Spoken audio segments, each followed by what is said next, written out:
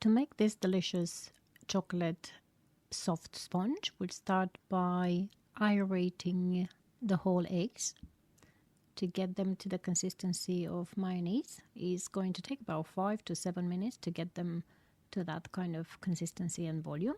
Then we'll start adding the caster sugar. We'll carry on beating for 3-4 more minutes. We'll add the vanilla and then some oil. After adding the oil, we only have to beat for like 10 to 20 seconds. And we'll incorporate the cocoa powder, just sprinkling the cocoa powder and then folding in with the whisk till we get to an even consistency.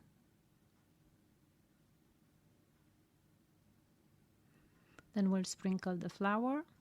Preferably the flour should be sprinkled rather than just put in one place, because if we do that, the weight of the flour will make it to drop down on the bottom of the bowl, and it will be very difficult to mix and get an even consistency throughout.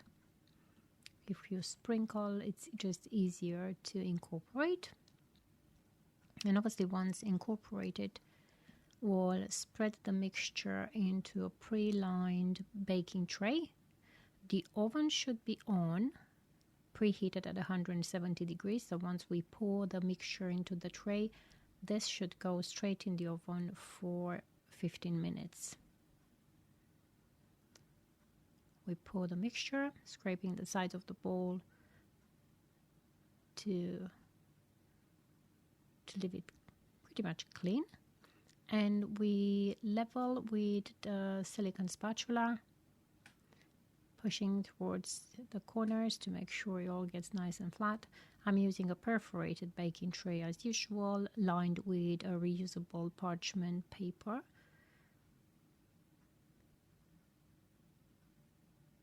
After 15 minutes, the sponge comes out nicely baked.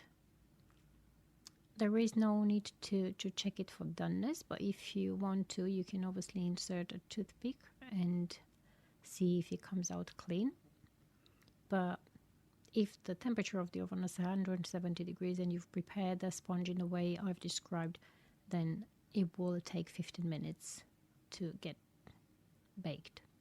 If you peel the Teflon paper immediately, or your parchment paper immediately, do it gently, because the sponge is super soft and it can break very easy. So it turns up quite even, about an inch deep, and all we have to do is just leave it to cool till the time comes for us to use it. Now the skin left behind on the Teflon paper can be scraped and can be used to make the crumble of a cheesecake. Using a spatula, you can literally just shave off the dry crumbs, and you can put them into a little container and just store them for later use. And obviously if you bake another chocolate cake sponge, there is no need for doing any washing up of the reusable paper, as it will be good to use as it is.